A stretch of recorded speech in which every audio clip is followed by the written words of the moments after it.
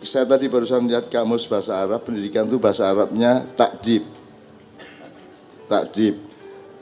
Salah satu fungsinya tarbiyah. Tarbiyah itu dari kata Rabbun, rububiyah. Rabba yurabbi, ya. Rabba yurabbi tarbiyatan. Rabba yurabbi tarbiyatan. Ngene-ngene iki suka mesti gak paham. Apalagi Rabbi firli wali daya. Karo esikutok ya. Jadi salah satu persyaratan untuk takdib adalah tarbiyah. Anda tidak bisa membangun peradaban bersama sesama orang yang belajar kalau Anda tidak pakai metode pengayoman atau tarbiyah tadi itu. Nah di Menturo, di SMK itu sudah ada acara takdib setiap tahun. Jadi Pak Muzamil gini, kalau mengenal itu apa bahasa Arabnya? Mengenali sesuatu. Mengenali sesuatu takrif. Takrif ya. Kalau kata benda irfan, Arafa ya'rifu. Oke. Arfan irfan. Oke. Arfan irfan gini. Ya. Oke. Kalau gini aja saya tanya tak balik pertanyaannya. Kalau tadris apa? Mempelajari sesuatu sifatnya luarnya masih deres. Deres ya. Ya deres itu ya. Kalau takrif itu lebih mendalam. Lebih mendalam. Jadi mengenali sesuatu secara lebih mendalam. Kalau taklim mengilmui sesuatu. Memahami sesuatu dijadikan ilmu hidupmu kan itu taklim. Iya. Terus ada takdib. Takrif itu setelah ilmu sebetulnya. Ya. Setelah itu takdib. Takdib itu memberadabkan. Jadi awakmu roh cacing jadikan dia bagian dari peradaban hidupmu. Awakmu kenal apa wae, mengenal kata, mengenal benda, mengenal makhluk, jadikan bagian dari peradaban yang kau bangun di dalam dirimu. Itu namanya takdib. Oke, kita berangkat dari awal ya. Iki mek sangu cek awakmu ngitung meneh. Dihitung meneh kabeh. Termasuk apa saja, kata-kata apa saja. Karena di Indonesia ini top kemelesetan dan bias-biasnya top sekali. Hampir semua kata itu bias. Saya berangkat dari ayat aja supaya kontinuasi Pak ya. Kalau Tuhan mengatakan khalifah, itu apa siapa? Posisinya. Kalau Adam, kalau khalifah, Nah. Nek dosen apa siapa? Nek suko siapa? Nah saya ulang, kalau Adam itu siapa apa? Kalau khalifah apa? Jadi fungsi atau peran atau posisi. Pak Muzamil, ketika Allah menginformasikan bahwa dia akan memperbaiki kehidupan yang dia ciptakan ini dengan menciptakan makhluk baru, itu ada beberapa kata yang selama ini kurang diperhatikan oleh para ustadz, para ulama. Yang pertama, ini jailun, sesungguhnya bukan ini kholikun. Kalau bedanya kholikun sama jailun itu apa? Kalau kholikun menciptakan sesuatu dari tidak ada kepada ada. Menjadi ada. Kalau jailun dari ada kepada suatu keadaan yang lain.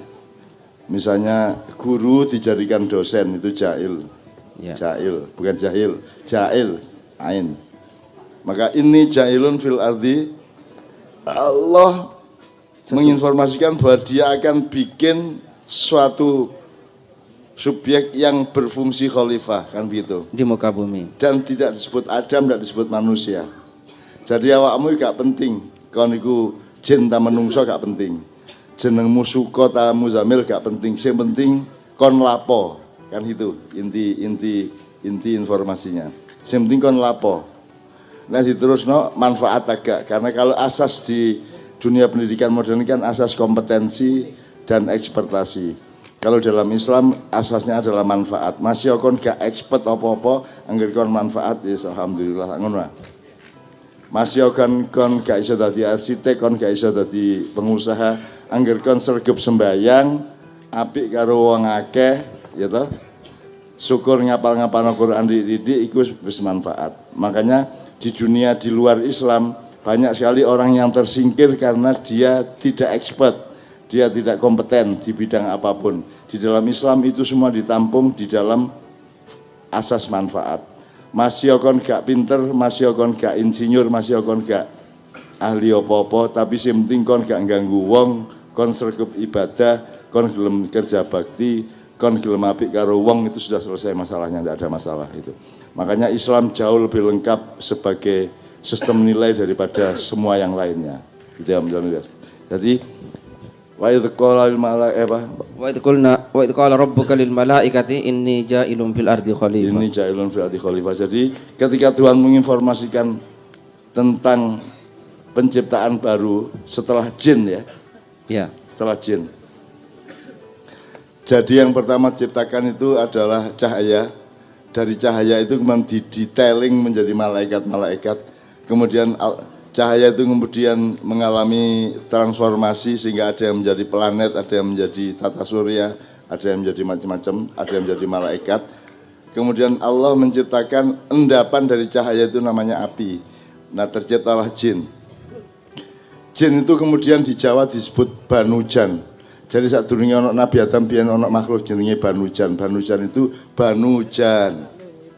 Mama nama Banu itu atau golongan atau keturunan jan. Jan itu jamak dari jin. Ya. Ya. Nah, awakmu nek nang wong tuwek takon Pak Banujan niku napa jajal takokno. Sadurunge ana dapurmu iku biar ana Banujan. Nah, kemudian baru dia bikin karena kalau malaikat itu asasnya adalah asas kepatuhan, kalau Banujan ini asasnya asas kebebasan. Kan gitu. Kalau malaikat pekerjaannya pasti taat, ya'malu ma yu'marun. Kemudian Allah menciptakan jin yang asasnya terbalik, yaitu kebebasan. Kemudian diciptakan makhluk berikutnya yang namanya manusia, diawali dengan Adam.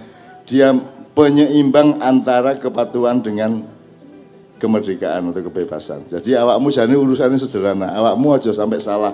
Kapan kon bebas, kapan kon patuh.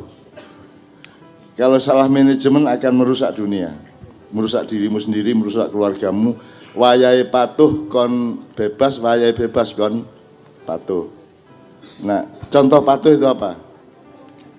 Keluarga itu asasnya patuh apa bebas? Patuh. Berpikir asasnya patuh apa bebas?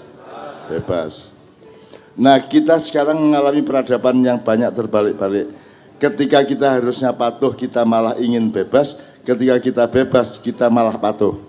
Upamanya yang paling gampang, tiap hari Anda mendengar ono adzan di dindi. Adzan itu bebas tak patuh. Sing patuh apa nih? Lagune ta kalimate?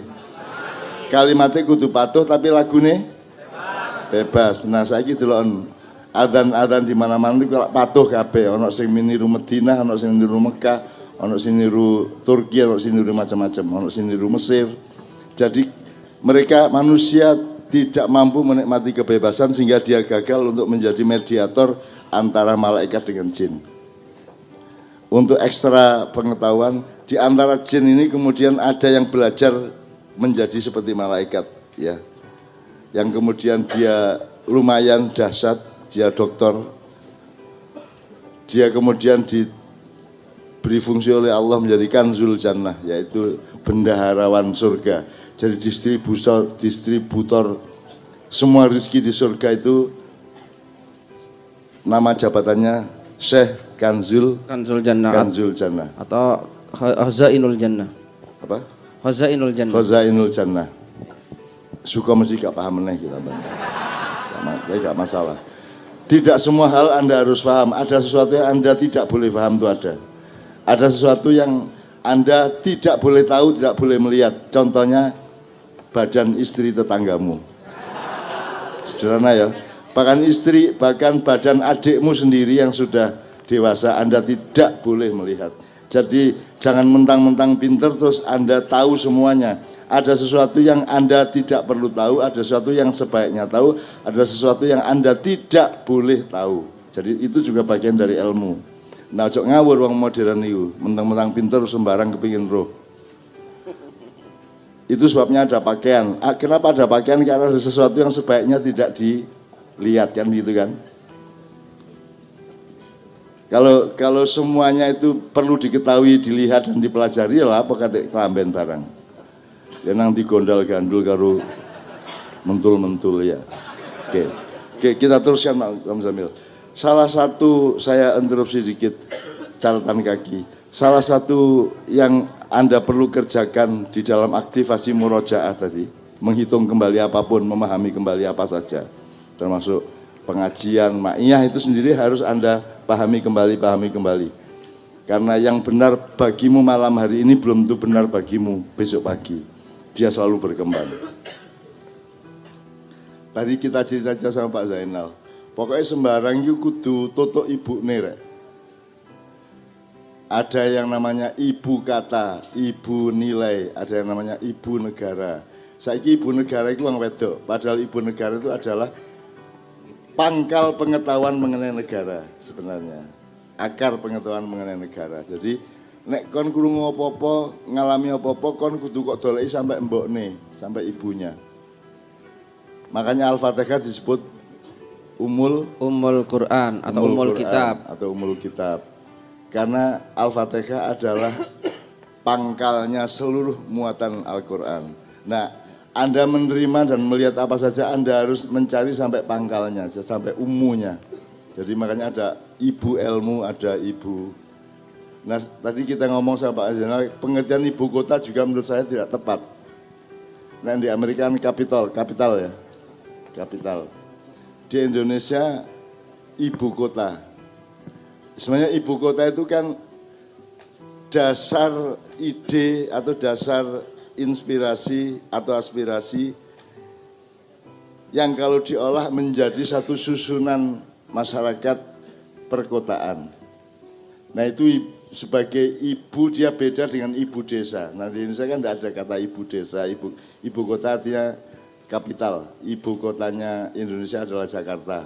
Sebenarnya bukan ibu kota itu ya kapital yang cocok itu. Atau ya tidak usah disebut ibu karena ibu itu adalah asal usul sangkan parang. Jadi tolong Anda punya kesadaran sangkan parang hulu hilir.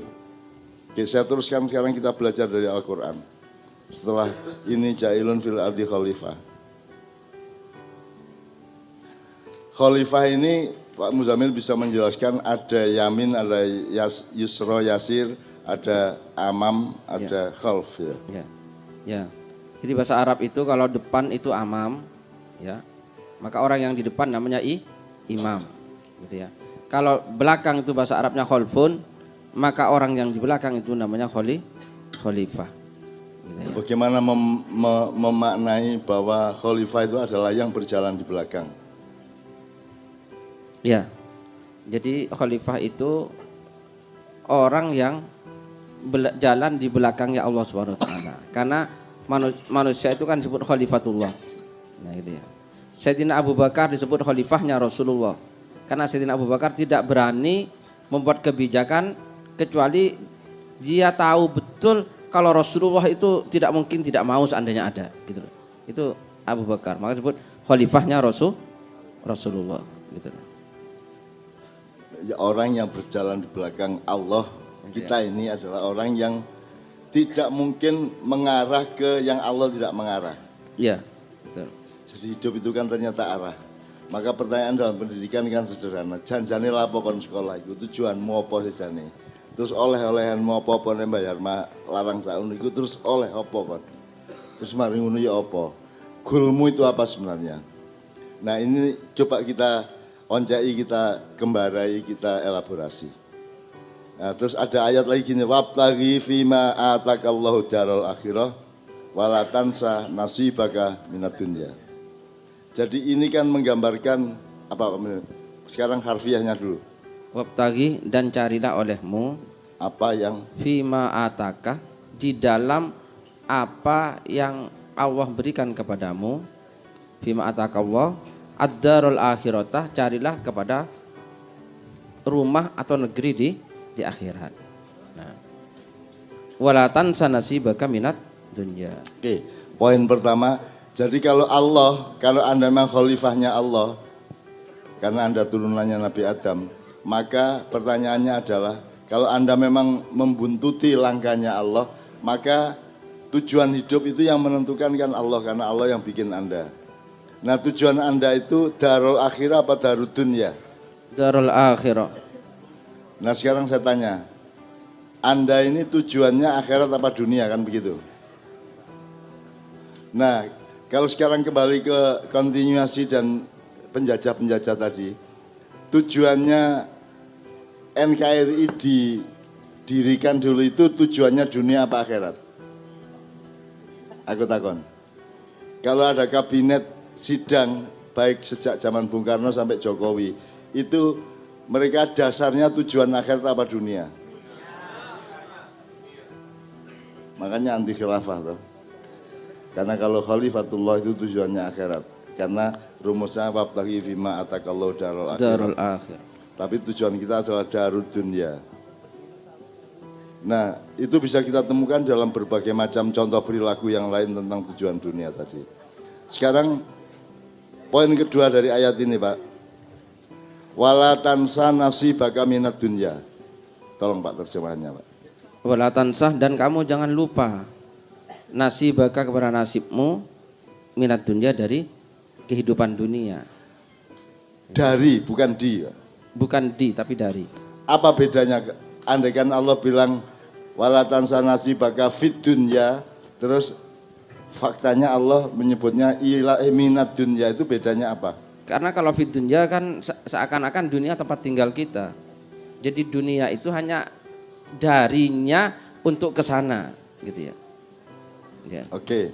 Gitu ya. Wala tansa nasibaka, jangan lupa nasibmu. Jadi nasib itu apa maksudnya? Nasib ini sesuatu yang baku dari Allah atau sesuatu yang kita ciptakan untuk kita cari, Mas?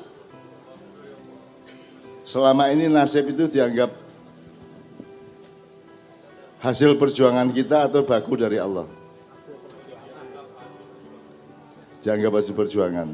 Wala nasib ngono ya. Padahal maksudnya wala takdir.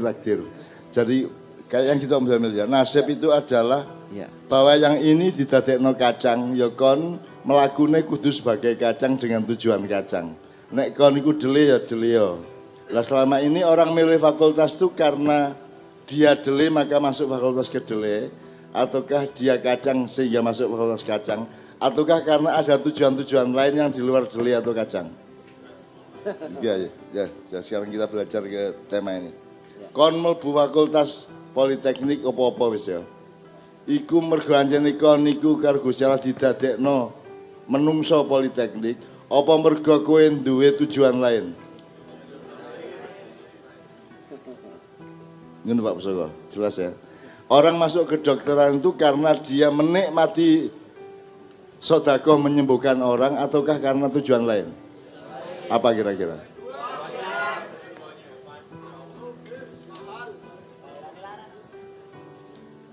Tidak, tujuannya bukan mahalnya. Jadi misalnya nek wong kene koyo kon kepengin rabi ku lak kene lak deg-deg ya. Getem-getem ya apa ngono ya. Lah nek kon mlebu kedokteran iku sing kon getem-getem ku nang opone?